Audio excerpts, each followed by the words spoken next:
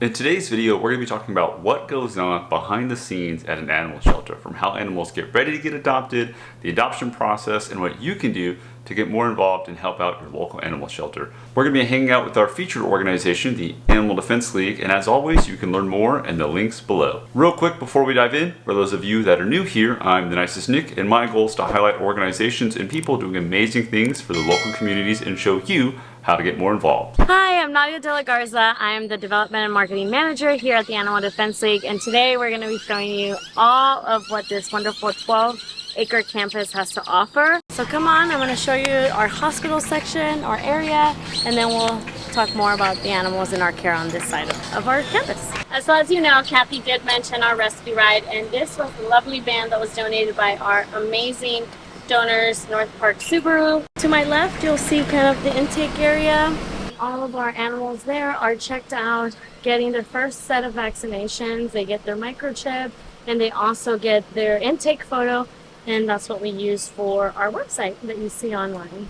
I won't show you all of the hospital. I'm going to show you a part and really the vital areas of where we do most of our surgeries, where they house them, and then of course our foster team and our reception area. We have a great foster program, and I'm going to introduce you to some of the gals in there. Anytime that you do apply for fostering, or again any type of intake process, you'll come through here. So here is our hospital waiting area. Our foster department is on the other side of those walls, and up here it's our reception. So again, any type of appointment that you have with us, whether it's an intake or foster, they'll get you taken care of and get you talking to the right individual when you arrive here. There's a kid over here. But medical fosters are also a vital part of the adoption pipeline along with fostering, only because it allows us to get a space for a kennel, and then while that pet is at home getting better or getting situated or getting acclimated to being more social, we can actually rescue another life. So fostering and medical fosters are crucial as part of that pipeline that we were talking about to get them adoption ready. And on the right, you're going to be able to see some rooms. These are where our vets take care of those pets that are ill, or sometimes with public intake, when we do take them in, they could have some sort of physical issues, or just really getting them up to par to make sure that they have everything they need, like shots. They are also used for any time to hold the pets in kennels so that we get them ready for their spay and neuter surgeries. Here's our wet room, and as you can tell, these are all little kittens that are either going to be ready for their spay and neuter surgery.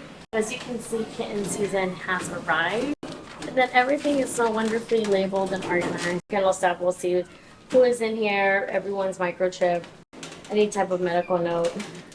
It's all labeled here, and typically there's color coded that say it's either you're good to go, or there's something still pending, or they're ready, you know. And then to my right, you'll see some run rooms, and it's basically where all of our other pets get housed. And these pets could be mamas that are waiting, that are nursing, or they're dogs that come in as strays and they're on stray hold, or maybe some pets that just have some medical issues that we're waiting for them to get better on. But again, it's really important to keep that pipeline of adopting moving so that we have more room and can help more animals. So Building 8 actually houses some of our medical pets. So distemper is very much like COVID, where you can't see it, but you can see the symptoms. They actually have to be separated from the other population to avoid that. So it's going to be very important for the community to understand that you do want to vaccinate your pet. We also have free vaccination clinics that you can attend. If veterinary care is expensive, we know that it is, so we do like to provide those services. Essentially, being able to provide vaccinations for your pet is going to stop that distemper outbreak and continue that vicious life cycle. And a lot of the times it could be deadly, but most of our cases are survivors, and they can live a very, very normal life. Over here, we have our Building 8B. So it stands for behavioral. So a lot of them have their little quirks, and we're looking for a very special family for each and every single pet that's here. Some of those pets have been with us for up to 2 years or 5 years. The good thing is that we have really dedicated staff that love these pets as their own. And you can really see that they really, our kennel staff and our directors really mean what they say when it is about the animals. We really do care about their well-being at all times. And what you'll also notice out here are these kennels. So if you come in the morning when we open at 11, you'll definitely see them out here. And it's basically to give space for our kennel staff to pull the dogs out to a clean area while they clean that space. You'll see an adoption take place. So let's take a look. Puppies, another way to stop disease is to make sure that any puppy under 6 months does not touch the ground. So we are literally wearing PPE and making sure that those pets are fully vaccinated before they are on the ground, because distemper and parvo can live on the ground for many, many years. So again, our goal is to educate the people in the community, and as they leave with their puppy, we also communicate that to them to prevent that. But we're about to walk into our adoption center, and adoption is about to take place. When an adoption takes place, the pet does have to have a collar and a leash, and that's what we're doing here. This is Snicker. Snicker. This was Snicker. It's Bentley now. Ooh. 4 months, yeah. So cute. So yes, gonna be a big boy. Yeah, so when they get adopted, they are required to purchase a collar and a leash. We also have kennels, which is mostly for our cats, since usually cats don't wear collars or leashes. But we do provide all the essentials for the family to purchase here in our adoption center. As you can see, you also have our adoption fees up here, and our cats are $40, so anyone over 6 months. Our dogs are $75, again over 6 months. Puppies are $225 and kittens are $125. Usually to get a pet adoption ready, it's about $272. So it is very important that we at least try to get some of those costs.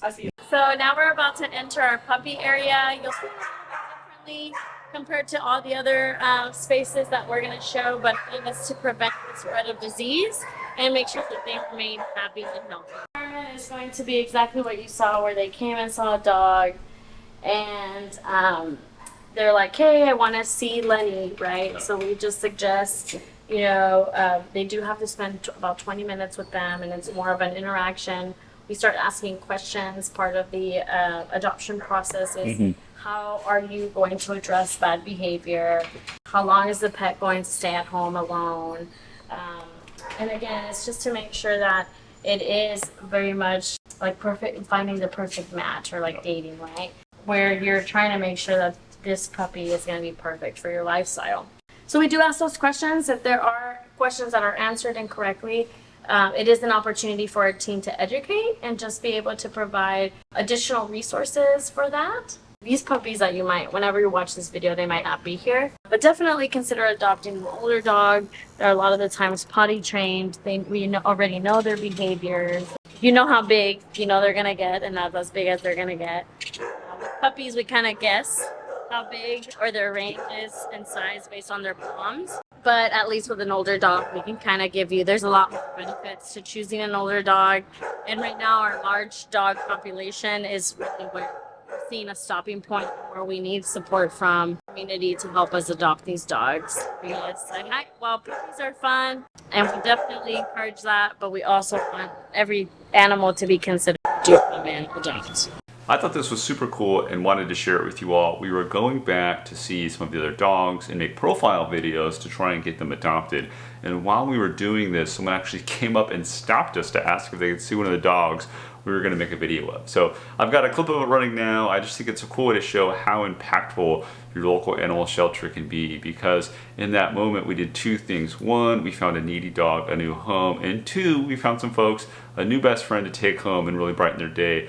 And bonus, it allowed the Animal Defense League to bring in another animal and get them off a kill list. So it's amazing what you can do when you go help out your local shelter. Super excited, and major props to Nadia, who was able to stop our filming and help these guys out, and then immediately get them with someone from their staff to get this guy adopted. So super excited. But now let's shift over and meet some of the folks that you could go get today at the Animal Defense League. So this is Chowder. He's 3 years old. Definitely a little mutt. And let me tell you, he is a ball of energy, a fence jumper, but is looking for a family that's a little bit more on the calm side.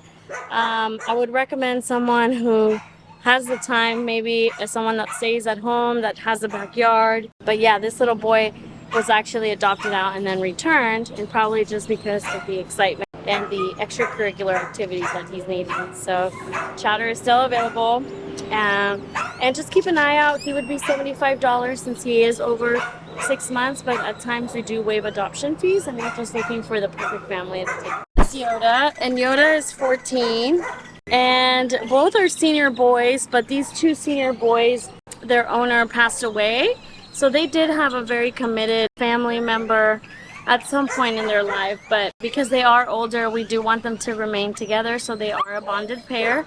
We recommend that, you know, this is a household probably with either older kids, maybe 7 to 12 years old or older, and then someone that's ready to commit to them because they are looking to live their golden years as best as they can. So yeah, that's just a little bit of a glimpse of what it takes to get in here and get a partner or find your partner in crime. We're actually going to visit some cats, so this is going to be cattery that we'll be stepping into. Not only do we save dogs, but also cats. So hopefully, if you're the cat person, you like this. I hope you enjoyed this video. Tune in next time for part 2, where we go behind the scenes with all of the cat facilities over at the Animal Defense League.